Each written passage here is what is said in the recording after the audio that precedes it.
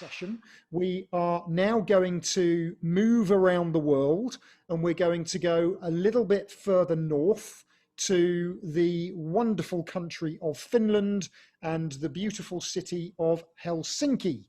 And it is a real pleasure to be able to introduce my friend and peer, Sirte. Hello, Sirte. You're on mute. We can't hear you. Sorry about that. So don't worry. I wasn't sure if it was intentional to be on mute, but we want to hear your voice, Sirte. I know it's such a beautiful voice. Fabulous. Once again, thank you so much for joining us in this session. Those of you who have not come across Sirte before, I'll be surprised if you haven't, because she has more energy than any human that I know anywhere on earth. And as well as being a huge fan of Lego, which I'm sure you're about to find out, Sirte has done a huge amount of work to bring together the customer experience community, primarily in Finland and the Nordics, but in other parts of the world too. So Sirte has a huge depth of knowledge in what's going on. So I know I've given you a bit of a boost up there, Sirte, but a little bit like I asked Nick, what is it that you stand for? Give people a little introduction to Sirte and what she believes in. Sure. So my name is Sirte Pihlaja. I come from a company called Shirute. We are a customer experience agency, the first one in Finland. And as Ian mentioned there, I'm also a volunteer in CXPA activities, leading the CXPA Finland team here, and was also one of the founding members of the CXPA. And actually one of the first Europeans to get to see CXP as that one goes. I love to help people out, whether it be community building, which is basically I'm volunteering in it, but it's a full-time job, let's say. That's the truth, honest truth. I want to really make people happy. That's my part that I'm playing in this world, and that's why I have brought the Legos into our client cases, because I think that that's a really great way to bring some happiness into the world. And I come from the happiest country on earth, so why shouldn't I be helping everybody out? And you tell me that every time we speak. I know, I do. Eventually I will remember that, Sirte. Three years in a row.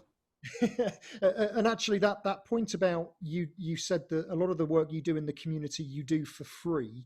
I think it's a really important point, because the customer experience community does a lot of what it does without financial reward, because that's not the primary motivation. And a little bit like this session today, this is not about money, this is about sharing and collaborating, and that's what you are a brilliant example of. And with that in mind, what's your key message of what's happening right now? Nick talked about elastic. What's your perspective on the here and now? I think that we're in front of unprecedented challenges at the moment, and we really need to adapt to things and about the things that are going around in the world, around ourselves and everybody else. But we shouldn't be looking into our own navel only and be centered around ourselves. So that's why I'm always talking about this, bringing happiness to everybody, because I think that if people are happy, they are much more likely to help people around them. And that's really the reason why I want to help people be also more creative, because that's another way of bringing that happiness into the organizational culture, really. And when you become more creative, when you find that inner child within you, because everybody keeps saying that I'm not creative, that's for designers and that's for people who are doing artistic work or whatever, but we all have that inner child within us, and I think it's just a question of letting that person out who we used to be previously. So here's a question then, because I totally agree with you, but how do we allow people, not allow people, that's the wrong expression, but how can we encourage businesses to give people the time to be creative when they're in this sort of panic mode situation of trying to deal with what's happening at the moment? A lot of businesses say to me, we haven't got time for this. We don't have time to do. How can you help organizations to understand how to deal with that?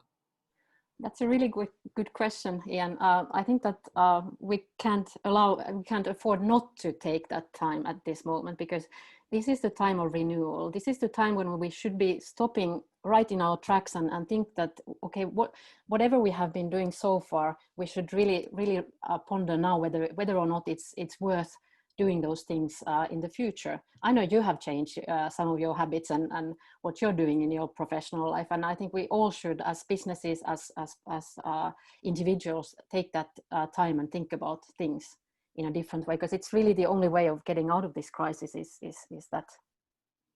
Yeah, I completely agree with you. And, you know, again, it's easier for people like us. We're our own boss. We can make a decision to change the way we do things. But I very much like your the expression of we don't really have a choice.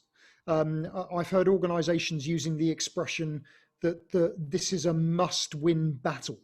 You know, which sounds a bit aggressive, but actually it probably is. You know, we're seeing the demise of organizations that would have died anyway, and all this has done is accelerate that happening. So what about your view on going forward then? What would your thought be for the future? What do companies need to be thinking about? Well, I think you should really stick to your guns and keep working on for your customers and their benefit, because at the end, it's the ones who come out of these situations as winners will be those ones who have showed that they really care about people around them. And I think that you should be doing things differently than you were used to, maybe, and Yes. take this chance for a renewal as a possible outcome. Yes. I think there are going to be quite a lot of new startups that are going to be founded based on this situation. And I think that actually this is probably the best thing that could have happened. I mean, it's really weird to say this, but I think this is the best thing that could have happened to the world, that we really need to tune out of what we were doing and think things differently and take another good look at our planet, basically. Yeah. Again, I totally agree. To a degree, you need something to go wrong for you to stop and reflect and think of the way forward. So, with all of that in mind, tell us about your chapter in the book, because that will give people that aren't particularly au fait with what's Lego got to do with all of this. Tell us a little bit about it. Right. So what I was talking about in my chapter is not just Lego Serious Play. It's just a case that I'm bringing forward. Really, what I'm talking about is the role of play in business and in life in general, maybe, and how if you really do bring play into and look at things from that lens, you might really be much more creative in whatever endeavors you take. And I think that, there's a saying that creativity is intelligence having fun. And I totally agree with that saying. There are so many good benefits of letting people, let down their hair in a way and jump with the Legos or some other props. Or there are so many creative methodologies that you can use to change the way that people think. It's just a question of which one is the best one for you and your organization, I think. And well, I happen to like Legos. I've never been an AFOL, an adult fan of Legos, but I'm starting to become one, I would say. Brilliant. And that quote, I have heard that quote before, but I think it's a brilliant one. That creativity is intelligence having fun. And, right now that is what people need. That they need a little bit of fun, and they need to be given that opportunity to think differently. And if Lego is the way to do it, then brilliant.